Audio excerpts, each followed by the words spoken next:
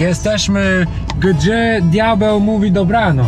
Wydaje mi się, że są lasy i farmy. Całe gospodarstwo ma ponad 1800 hektarów. No tutaj ponad 600 zwierząt utrzymujemy, nie? Łatwo się zgubić. Łatwo się zgubić, tak. Tak, gospodarstwo jest tak dużo, że po prostu to były takie krople w morze. Jesteśmy duzi, to prawda, ale też jesteśmy bardzo specyficznie zorganizowani też i naprawdę funkcjonujemy jako typowe gospodarstwo biodynamiczne, gdzie zwierzęta są włączone w gospodarstwo. Mamy produkcję roślinną, która jest powiązana z produkcją zwierzęcą. Zwierzęta są potrzebne dla ziemi i ziemia jest potrzebna dla zwierząt. To jest ta współpraca, taka synergia. Jeśli pracuje się tak naprawdę z pasją i rozumie się, co się robi, po co się robi, to jest całkiem inna w ogóle jakość i pracy, i życia, i wiesz, to jest coś takiego naprawdę wyjątkowego.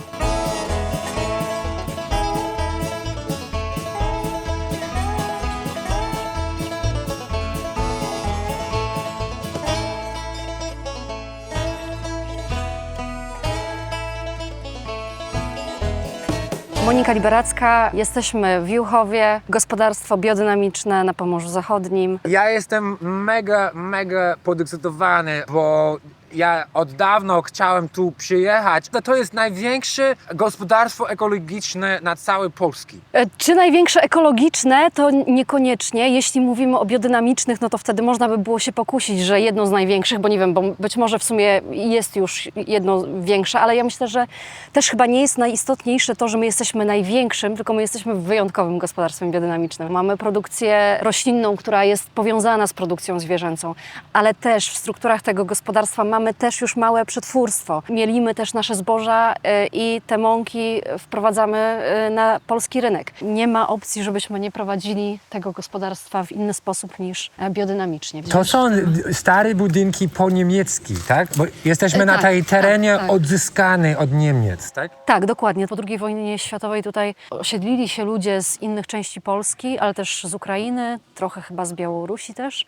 Był później tutaj na tych terenach PGR. 1800 hektarów, tak? Tak, generalnie te tereny, na których my teraz gospodarujemy, to w sumie wcześniej należały do dwóch PGR-ów, PGR Juchowo i PGR Radacz. W każdym bądź razie te ziemie wcześniej też tutaj należały do rodziny von Kleist, która mieszkała w tym zamku, tam te ruinki takie w Juchowie. Gdzieś w latach 90. ta pani, która urodziła się w tamtym pałacu, wróciła tutaj na tę ziemię i prowadziła swoje gospodarstwo, jednak sobie z tym gospodarstwem nie radziła.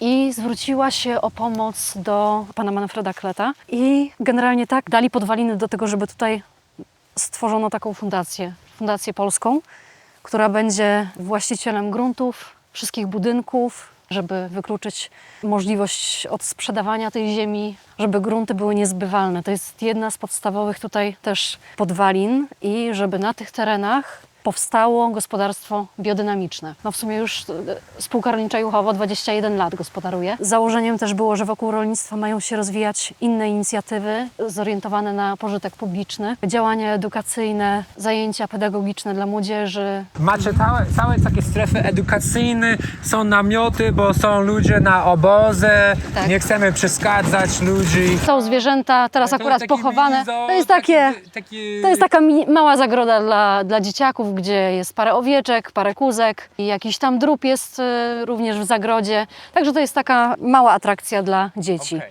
Produkcja mleka jest jednym z kluczowych naszych obszarów. Też mamy zboża i mamy produkcję warzyw, ale jednak to mleko i przychody ze sprzedaży mleka są tutaj kluczowe. Znaczy ja w ogóle pochodzę z gospodarstwa. U nas było to gospodarstwo mieszane, gdzie była i produkcja roślinna, i produkcja zwierzęca. Studiowałam zootechnikę i po studiach ja sobie powiedziałam, że ja nie pójdę do pracy gdziekolwiek, tylko ja pójdę pracować w miejsce, gdzie naprawdę dobrze się traktuje zwierzęta.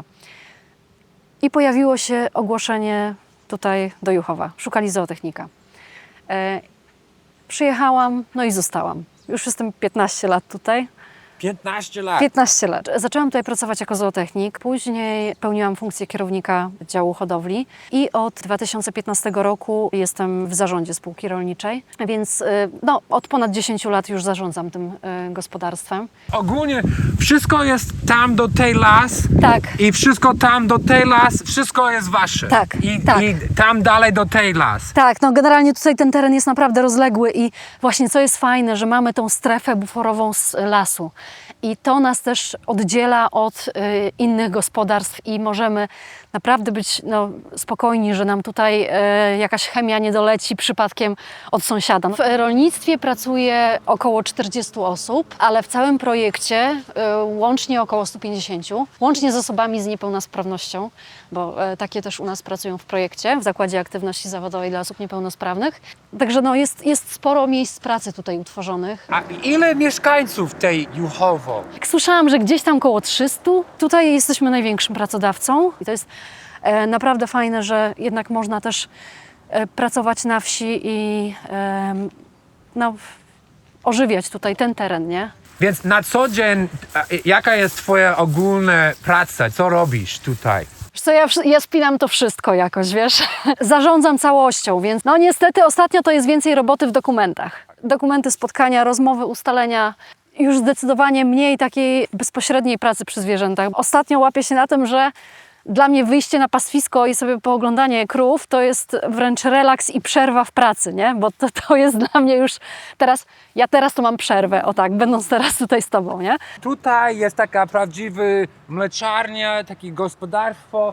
Tam macie siano i... Tak, dokładnie. Logistycznie mamy problem, że rozdziela nas droga publiczna, nie? Także ta część, gdzie mamy budynki inwentarskie, jest oddzielona od naszej strefy magazynowej drogą publiczną, co nam troszeczkę utrudnia jednak, bo nawet chociażby przepęd zwierząt jest utrudniony, bo musimy zatrzymywać ruch. Po tej części mamy dojarnie, mamy pomieszczenia inwentarskie, obory. No tutaj ponad 600 zwierząt utrzymujemy, nie? Także 600 krów? ponad 600 zwierząt, w tym około 300 krów, plus jeszcze młodzież, buchaje hodowlane i bydło opasowe. Także to jest duże stado, ale też my potrzebujemy nawet troszeczkę jeszcze większego tego stada, żeby zapewnić odpowiednią ilość nawożenia organicznego dla naszych pól. Ponad 1800 hektarów gospodarujemy na tym całym terenie i też, żeby zadbać o tą glebę, my potrzebujemy odpowiedniej ilości i jakości dobrego nawozu zwierzęcego. Więc zwierzęta są potrzebne dla ziemi i ziemia jest potrzebna dla zwierząt. To jest ta współpraca, taka synergia. Dojenie jest teraz i teraz tak, możemy... Warto pokazać, nie? To możemy tak zerknąć. Generalnie też tak jeszcze, żebyś wiedział, że mamy te restrykcje związane z pryszczycą, chorobami odzwierzęcymi i tak dalej. Ograniczamy wstęp do obór, ale to, gdzie możemy zerknąć, to takie miejsca wykorzystamy. Także mamy taką ścieżkę przy cielętniku, zerkniemy troszeczkę na dojarnię, tak żeby chociaż tak... Moja kamera ma zoom. Aha, na- okej, dobra, okej. Mleko A2. Tak, o tym mleku Ci jeszcze poopowiadam troszkę. Okej. Także jak widać mamy dwa osobne zbiorniki, żeby właśnie móc produkować mleko A2, bo rozdzielanie jest bardzo kluczowe. Żeby móc powiedzieć, że produkujemy mleko A2, to ta produkcja musi być, mleko musi być całkowicie oddzielone od tego, które nie jest A2. Tutaj mamy, w tym zbiorniku mamy zmieszane A1 i A2, a w tym mamy czyste mleko A2. Wow. Ile litrów jest jeden?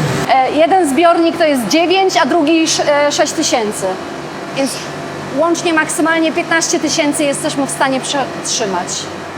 Tu jest hala udojowa typu rybia ość. 16 stanowisk po jednej, 16 po drugiej. Jednocześnie 32 krowy mogą być dojone. Hala udojowa, głównie pracujemy na tych dwóch rasach. Brunatna szwajcarska, holsztyńsko-fryzyjska odmiany czarno-białej. Tak jak widzisz, to pomieszczenie jest jasne, nie?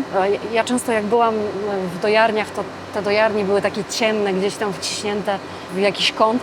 A generalnie krowy bardzo lubią duże, jasne, przestronne pomieszczenia i dlatego też tutaj jest sporo światła, są też świetniki w kalenicy, duże okno z tej strony, żeby to jednak doświetlać w miarę możliwości tym światłem dziennym. Wiadomo, że w okresie zimowym jest tu już ciemniej, jest mniej tego światła słonecznego. 32 krowy. 32. A jedna osoba obsługuje Dwie osoby. Do takiej ilości stanowisk muszą być już dwie osoby. A krowy są dojone 2 razy Dwa dziennie? razy dziennie, tak. 2 razy dziennie. Generalnie udój zaczynamy około 5 rano i to tak co najmniej do tej 9 mniej więcej całość, bo to jednak trochę krów jest, żeby to wydoić. Ale to jest też związane z tym, że jednak pastwiskujemy te nasze krowy, nie? Więc ogólnie oni są cały dzień na pastwisko i chodzą tutaj być dojone i wracają na pastwisko. Dokładnie. Od kwietnia do końca października. Zaraz będzie następna grupa się też jeszcze doiła, no to wtedy będziesz miał, będzie pełny rząd. Ale teraz tutaj też dbamy o to, żeby stada nam się nie mieszały, nie? Żeby grupy były oddzielone osobno. No zaczynamy od krów A2, żeby mleko A2 było pozyskiwane na samym początku. To jest bardzo istotne, żeby była czysta instalacja udojowa, czyli bez mleka mieszanego. Musi być po myciu na czystej instalacji. Zaczynamy od krów A2 i dopiero potem dojone są te, które nie są A2. My tutaj na hali udojowej nie dożywiamy, ale tak jak widzisz, zobacz, krowy są spokojne. Widzisz, nie? Tak. Tak jak popatrzysz, większość krów w ogóle przeżuwa sobie. Co Aha. też, wiesz, widać, że one są spokojne, one sobie stoją, przeżuwają. Wszystko jest okej. Nie ma tego stresu takiego, nie? No może tutaj te dwie z przodu tak trochę patrzą, kto tutaj przed nami stoi i nas teraz nagrywa, nie? Tak. Ale generalnie, tak jak widzisz z tyłu, przeżuwanko i relaks. No i to jest w ogóle to nasze stado A2, nie? Nasze A2. Tak jak widzisz, każda krowa ma tutaj czerwony pasek i tym sobie też zaznaczamy krowy o genotypie A2A2. Bo generalnie w eksterierze to nie zobaczysz różnicy, czy ona jest A2, czy nie jest A2.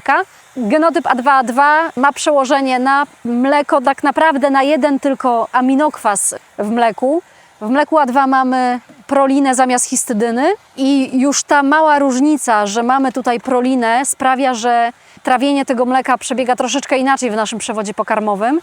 I podczas trawienia nie jest wytwarzana aż tak duża ilość lub też nie jest wytwarzana w ogóle w zależności od źródła beta-kazamorfina 7, która jest szkodliwa dla naszego organizmu. To jest taki peptyd, który powstaje podczas trawienia i przy trawieniu mleka A1 ta beta-kazamorfina powstaje i jest, no, przypuszcza się, że powoduje szereg problemów zdrowotnych, od chorób krążenia przez cukrzycę i różne choroby typu jeszcze autyzm, wczesna śmierć tak zwana łóżeczkowa dzieci, więc generalnie powinniśmy, jeśli dajemy mleko naszym dzieciom, to powinniśmy zwracać uwagę na to, żeby jednak to było mleko A2, a najlepiej właśnie mleko A2 z gospodarstwa ekologicznego, biodynamicznego, to jest takie no, najlepsze, najzdrowsze mleko tak naprawdę.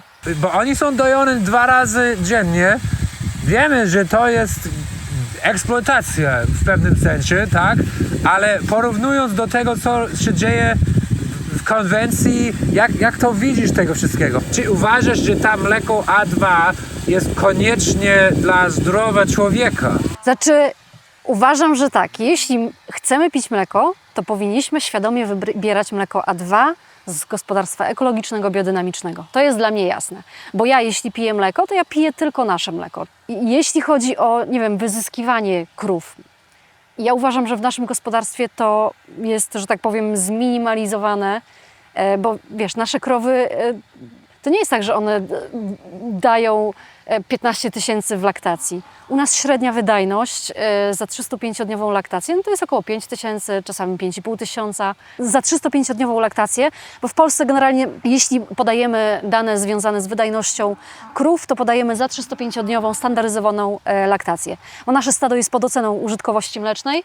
Mamy takie dane raz w miesiącu, mamy próbny udój i takie dane otrzymujemy.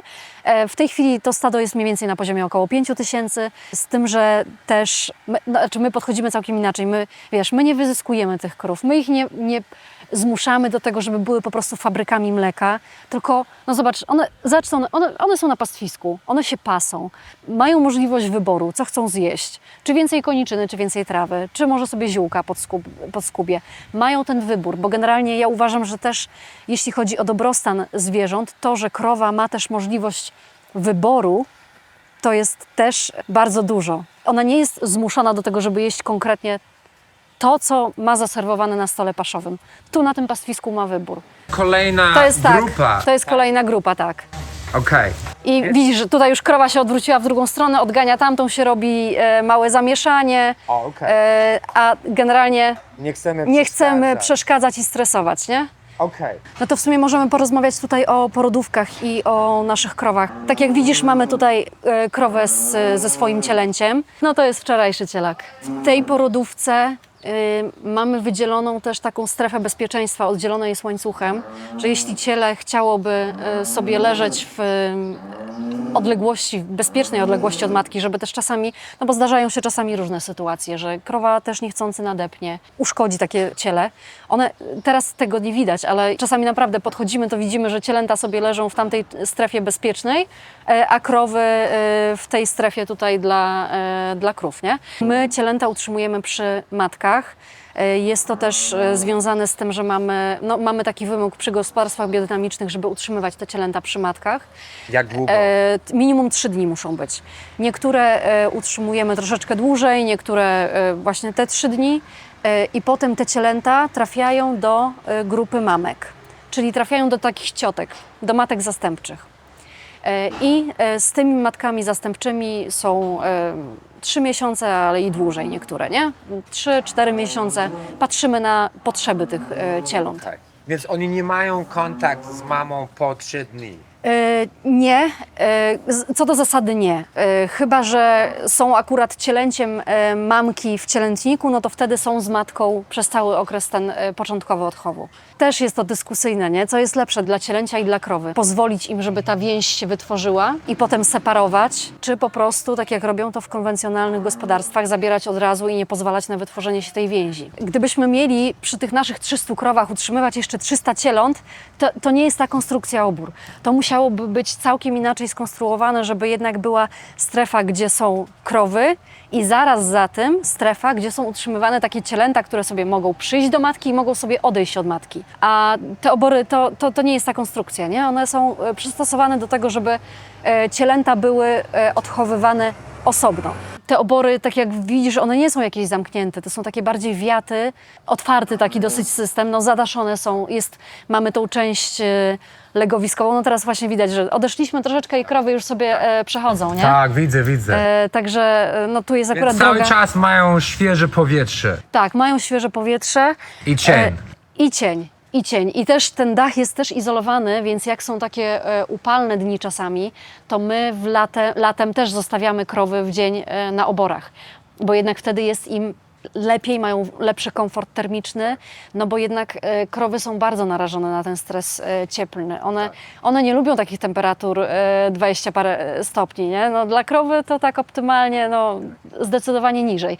Także też to, że jest dach izolowany, sprawia, że te obory się aż tak też nie nagrzewają. Jest też przewiew, jest cień. W takich ekstremalnych właśnie sytuacjach pogodowych zostawiamy krowy na oborach i wtedy dowozimy im zielonkę na stół paszowy. Do obiektów raczej nie wchodzimy, Tak. ale sobie myślę, jak to powiesz, wykorzystasz swojego zooma i możesz złapać ujęcia. Aha.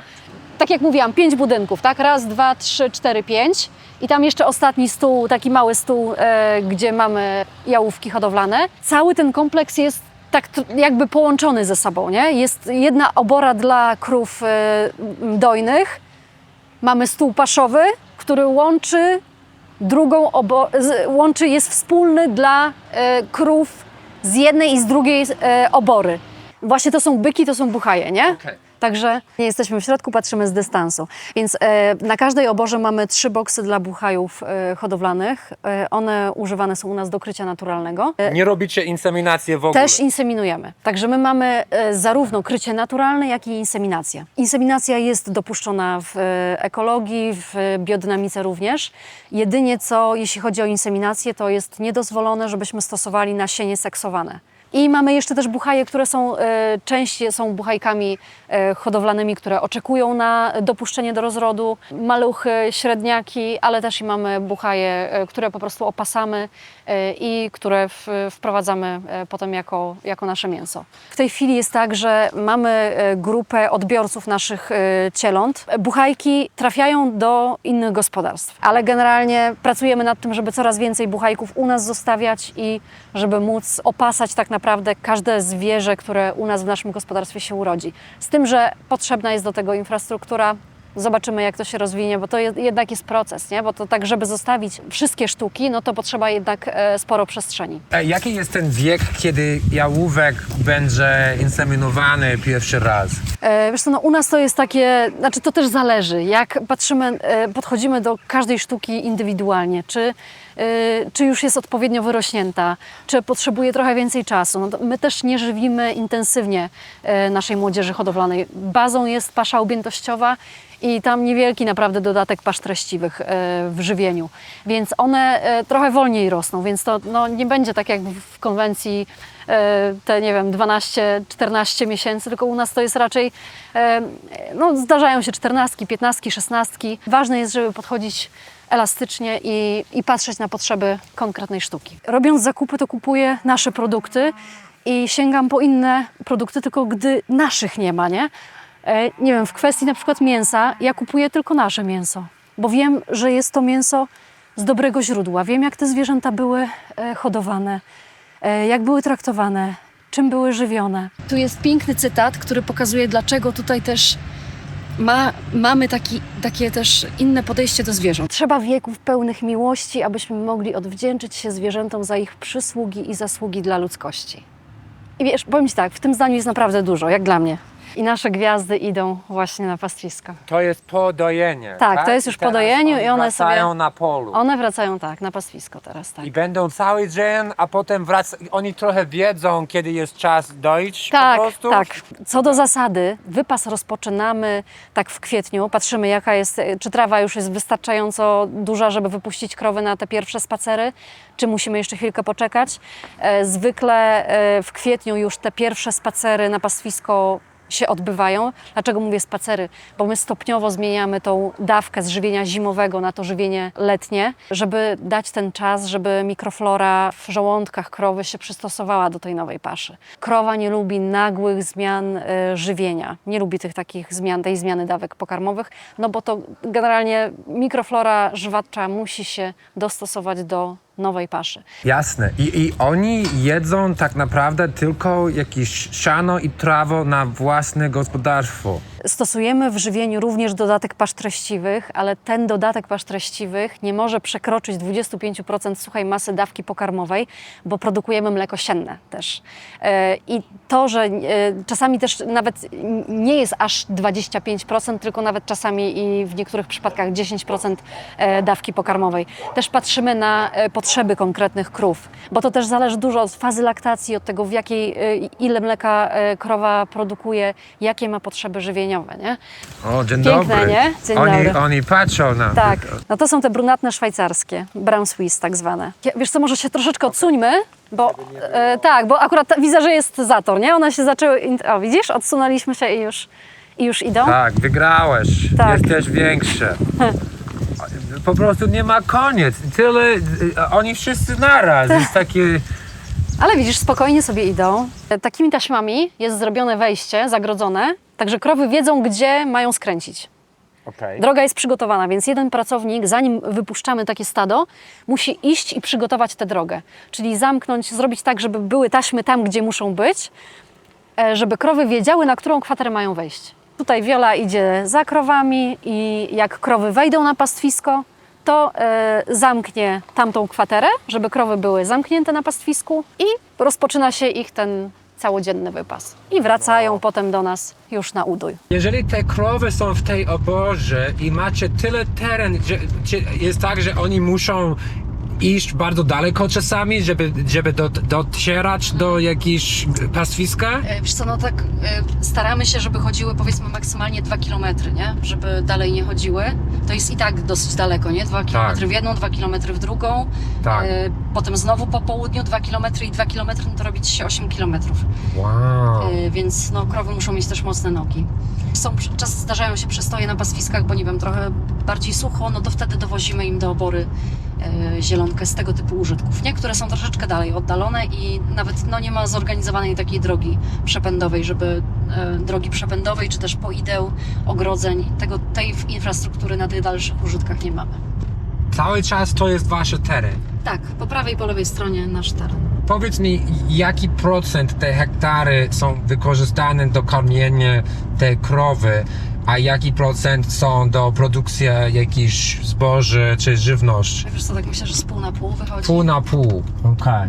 Generalnie powierzchnia tych kwater jest różna, bo w sumie mamy kwatery 3-hektarowe i gdzieś tam piątki, szóstki, siódemki, gdzieś tam jak jest większa kwatera, to dzielimy ją na trochę mniejsze parcele, żeby jednak krowy miały troszeczkę ograniczoną przestrzeń do wyjadania. Też dbamy o to, żeby ten skład był optymalny na pastwisku, czyli tutaj dobór mieszanek jest też kluczowy. Ważny jest bardzo udział ziół w runi pastwiskowej. A tam jest jakiś pomp i po prostu sama się uzupełnia z wodą cały czas, tak? Jak oni piją, ona taki automatyzowany. Dokładnie. O, mam nadzieję, że nie. No i walka o wodę, nie? A powiedz mi, dlaczego nie ma więcej farmy w Polsce, które działają w ten sposób? Dlaczego to miejsce jest ciekawe i inaczej? I czy macie jakieś ekstra pasję do ekorolnictwa? Ja po prostu... Wiesz co, powiem ci tak, ja to sobie zawsze żartuję, że Juchowo to skrzywia, nie? Bo ja już czuję się tak skrzywiona, ale pozytywnie skrzywiona w tym kierunku ekologicznym, że mi jest naprawdę trudno wyobrazić sobie, że miałabym pracować w gospodarstwie konwencjonalnym. I ja się cieszę, że to Juchowo właśnie tak pozytywnie skrzywia i życzyłabym sobie, żeby wszyscy byli tak pozytywnie skrzywieni, nie? Jeśli pracuje się tak naprawdę z pasją i rozumie się, co się robi, po co się robi, to jest całkiem inna w ogóle jakość i pracy, i życia i wiesz, to jest coś takiego naprawdę wyjątkowego. W tej okolicy są inne farmy, ale dlaczego oni nie chcą naśladować ten model? Czy jest... Znaczy wiesz co, to ja ci powiem, znaczy tak, rolnictwo biodynamiczne jest wymagające, jest trudniejsze. Nawet sama czysta ekologia jest trudna, bo zdecydowanie łatwiej prowadzić gospodarstwo konwencjonalne. Chociaż też już widzimy, że jest coraz więcej ekologicznych gospodarstw. Jeśli chodzi o biodynamiczne, no to aż tak nie rośnie. Jeden z najważniejszych chyba ograniczających rozwój to wymóg posiadania zwierząt. Łatwo jest prowadzić gospodarstwo ekologiczne w oparciu tylko o produkcję roślinną, a już zwierzęta są wymagające bardziej. I w gospodarstwach biodynamicznych te zwierzęta muszą być na gospodarstwie. Krowę należy żywić zgodnie z gatunkiem, czyli krowa jest przeżuwaczem, czyli kluczowe są pasze objętościowe, dobrej jakości pasze objętościowe.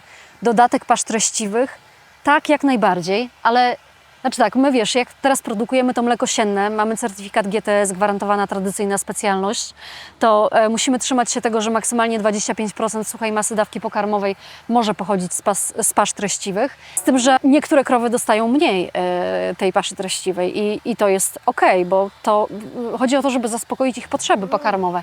Jeśli mamy dobrą paszę objętościową i nie mamy takiego celu, żeby była jak największa wydajność laktacyjna, tylko raczej jesteśmy nastawieni na produkcję dobrej, zdrowej żywności, dobrego, bardzo dobrego jakościowo mleka i zapewnienie tym krowom takich warunków, żeby one mogły tutaj długo, w dobrym zdrowiu produkować dobrej jakości mleko przez wiele laktacji, nie przez 3 laktacje, tak jak to jest, wiesz, średnio w konwencji, bo średnio w konwencjonalnym stadzie w Polsce około 3 laktacje. U nas krowy przebywają w naszym stadzie zdecydowanie dłużej. Nie wiem, mamy takie krowy po 19 lat i są w naszym stadzie nadal, nie? Także w ogóle mam nadzieję, że w przyszłym roku będziemy mieli też pierwszą 100-tysięczniczkę, ale zobaczymy. Może, mam nadzieję, że to się uda. 100 000 wydajności życiowej, bo my mówimy o wydajności życiowej. Dla nas jest nie tyle właśnie ważna ta wydajność laktacyjna za 1, 2, 3 laktacje, tylko wydajność za cały okres życia tej krowy w naszym stadzie. I dla nas jest bardzo istotne, żeby właśnie krowa była jak najdłużej w dobrym zdrowiu w naszym stadzie. Zobacz, jaka tam jest magia. Są drzewa, są krowy, jest pastwisko. Dla mnie to jest w ogóle piękny, przepiękny widok. Ja naprawdę bym Ci teraz, będąc tutaj z Tobą, nagrywając, patrząc na te krowy, ja odpoczywam. Jak sobie tak na nie patrzę. Zobacz, to jest w ogóle coś wspaniałego, że nie zamykamy ich tak w obiektach, tylko dajemy im tą możliwość tego wypasu, że mogą wyjść na kwaterę i sobie wybrać, co chcą zjeść tak naprawdę, nie? Ten wybór, możliwość wyboru jest naprawdę... Bardzo chciałabym, żeby to kontynuować tak, jak jest, znaczy i poprawiać, bo cały czas trzeba poprawiać. To jest naprawdę jeszcze na lata pracy, żeby to jeszcze było jeszcze lepsze, bo można to miejsce zrobić jeszcze lepszym, bo ja z tym miejscem się bardzo utożsamiam. To jest moje serce, wiesz, to jest moje serce, to jest 15 lat mojej pracy. Jak ja widzę, jak to gospodarstwo się pięknie rozwinęło, to naprawdę cieszy oko, jak zespół się rozwinął, jak ludzie ze sobą współpracują, że można to gospodarstwo naprawdę prowadzić tak fajnie, żeby była taka atmosfera naprawdę fajna, żeby chciało się przychodzić do pracy. I to o to chodzi też, żeby tworzyć świetne miejsca do pracy, do życia.